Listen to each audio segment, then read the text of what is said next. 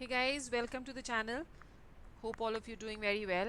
और आप सारे वीडियोस देख रहे हो और अपने फ्रेंड्स के साथ शेयर भी कर रहे हो, सब्सक्राइब भी कर रहे हो. तो आज हम लोग फाउंडेशन केमिस्ट्री क्लास 9 की नेक्स्ट वीडियो पे आने वाले हैं. Okay, already we have done 3 videos in this. Foundation में हम लोग नेचर ऑफ मैटर कर रहे हैं और नेचर ऑफ मैटर में आज हम लोग 4th वीडियो पे आ गए हैं जिसपे हम क्या करने वाले हैं guys. So let's see. We are going to go on to classification of matter, which is the basis of chemical composition. So this is what we are going to do today, right? Classification of matter on the basis of chemical composition. अब ये तो आपको पता है कि जो basic units होते हैं मैटर के किसी भी एक स्टेट में, उसको हम लोग क्या बोलते हैं? They are molecules, right? जहाँ तक फिजिकल बिहेवियर जो है that is concerned, that is known as what? It is known as molecules. तो बेसिक यूनिट ऑफ मैटर हम क्या बोल रहे हैं? Okay guys, give me a second.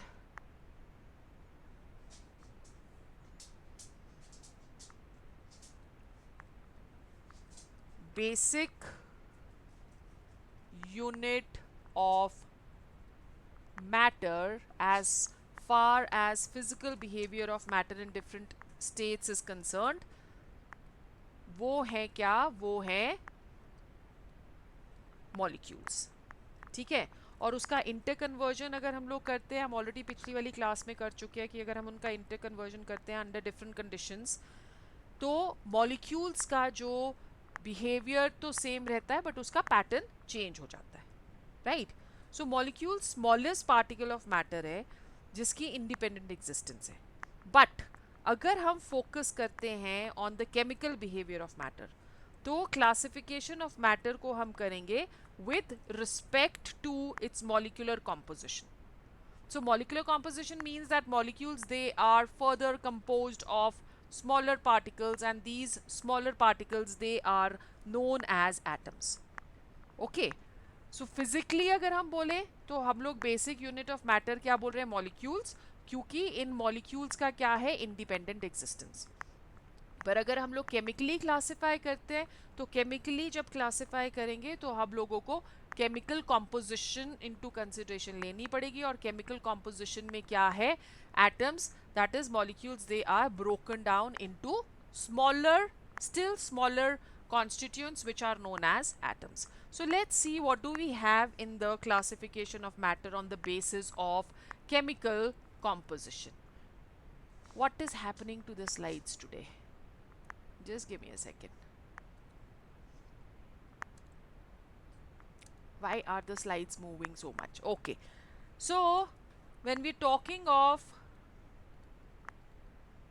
matter, matter is classified into, you know what matter is? Anything which has weight and occupies space.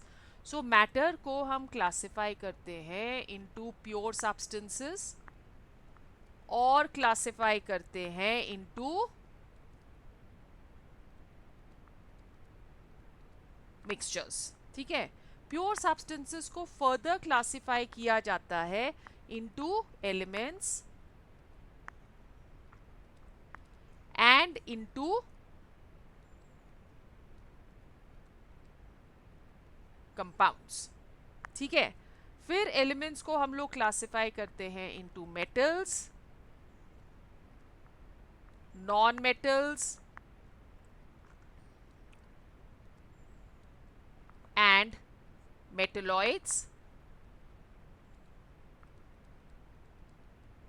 and compounds, they are classified into inorganic and organic compounds. Inorganic and organic compounds. ठीक है. So ये pure substances है, मतलब कि इनकी composition change नहीं हो सकती ईजिली या फिजिकली. हम इनके कंपोनेंट्स को सेपरेट नहीं कर सकते. Elements particularly they consist of atoms, right?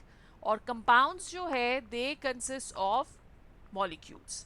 So elements के सबसे छोटे बेसिक यूनिट्स होते हैं एटम्स, और कंपाउंड्स के जो बेसिक यूनिट्स हैं they are going to be molecules. Mixtures को भी हम लोग फर्दर क्लासिफाई कर सकते हैं. अब मिक्सचर इम्प्योर होते हैं, उनके कंपोनेंट्स को हम लोग फिजिकली सेपरेट कर सकते हैं. जैसे आपके पास शुगर प्लस वाटर हो गया, so that is a mixture. Mixture is further classified into homogeneous and heterogeneous. So we will come to this कि homogeneous और heterogeneous का क्या मतलब होता है later in our chapter.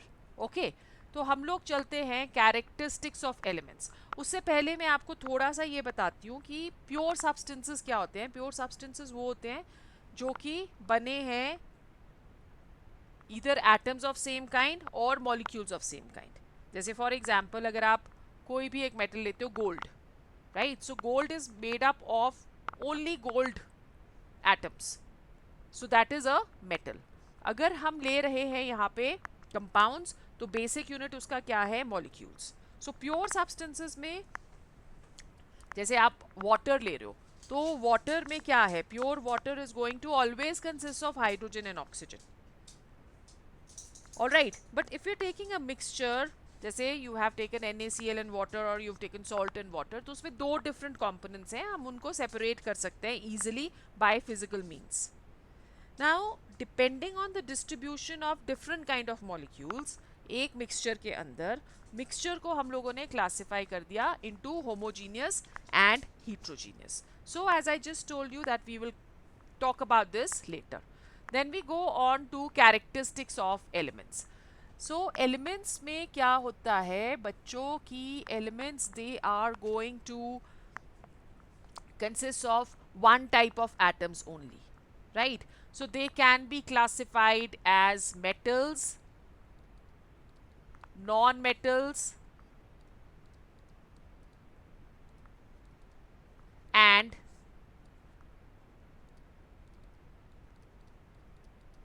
metalloids. So metals वो हो गए which shine, which are ductile, which are malleable. We will go on to this in detail when we do the metals and the non-metals. So examples of metals which we can take over here is sodium, magnesium, aluminium, copper, gold. All these are metals. Iron.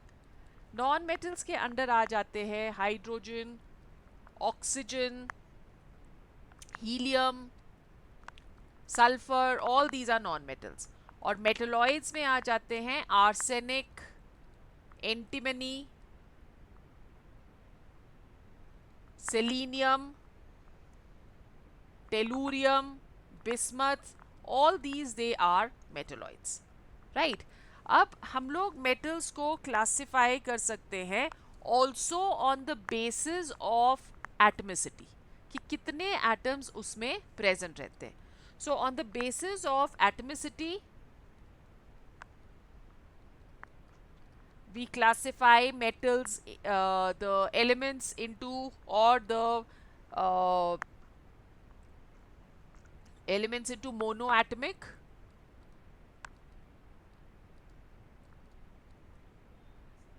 diatomic,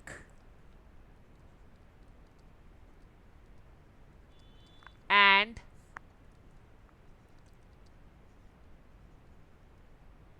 polyatomic. Okay, so monoatomic, mono means one, so this is going to have only one element, like for example those who can exist independently. Okay, like for example noble gases, noble gases they will come under monoatomic. So जितनी भी noble gases है आपके पास, helium, neon, argon, krypton, xenon, radon, so all of these they are monoatomic, right? Apart from this, there are certain metals and non-metals which also can exist as monoatomic elements, like silver or maybe gold or maybe platinum. So ये भी exist कर सकते हैं monoatomically. ठीक है, diatomic का मतलब हुआ कि वो exist करेंगे, di means two, so it has two atoms. For example, you have hydrogen, or you have oxygen, or you have nitrogen. Polyatomic means more than two atoms, like we have ozone, or we have phosphorus, or we have sulfur. So ये सारे के सारे क्या है, they are polyatomic in nature. Okay, then next we go on to the characteristics of compounds. Compounds क्या होते हैं? they the compounds they constitute of molecules, right? Or they will constitute of elements which are combined together in a fixed ratio. So they are going to constitute of elements constitute elements present in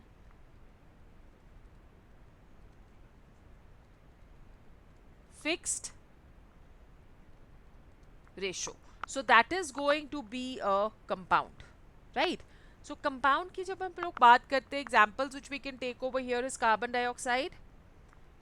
So carbon dioxide में carbon and oxygen that is present in the ratio 12 is to 32. 12 is the weight of carbon and 32 is the weight of oxygen, which is equal to 3 is to 8 by weight, right? जो elements compounds को बनाते हैं, they do not retain their properties. The elements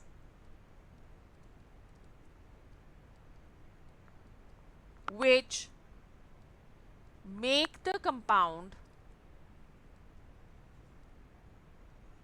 do not retain their properties.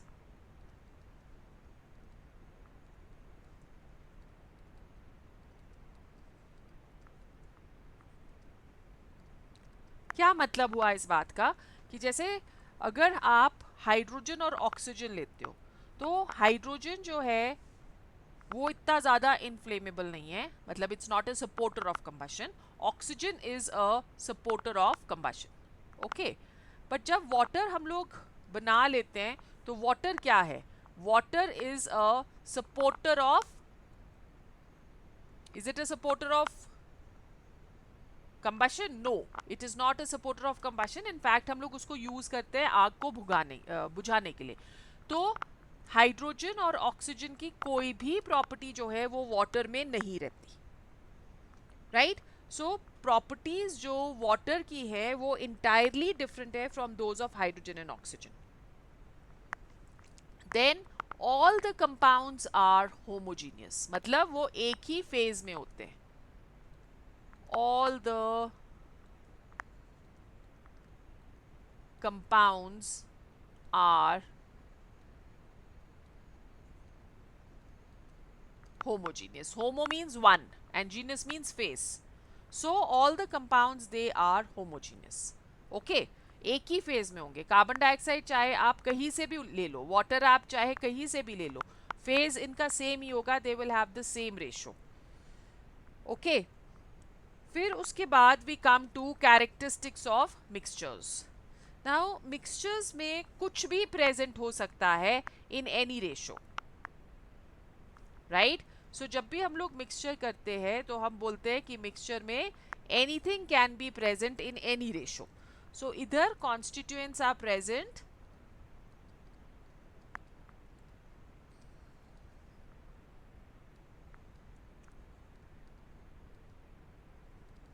In any ratio. अगर आप नमक वाला पानी लेते हो तो आप उसमें कितना भी नमक डाल सकते हो या आप उसमें कितनी भी शुगर डाल सकते हो.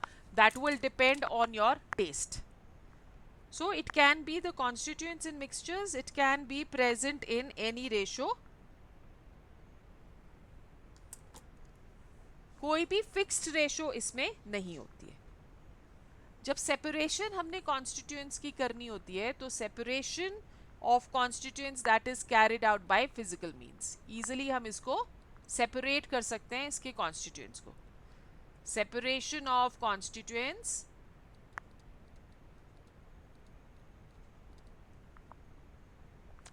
is carried out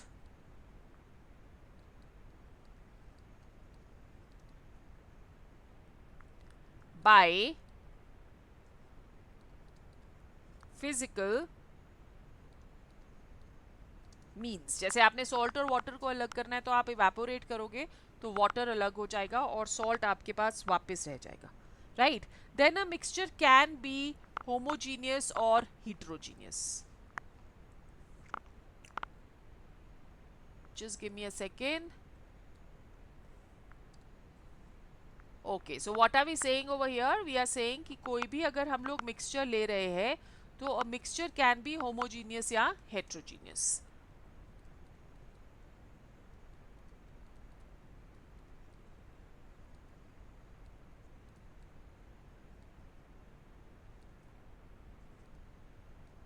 Homogeneous और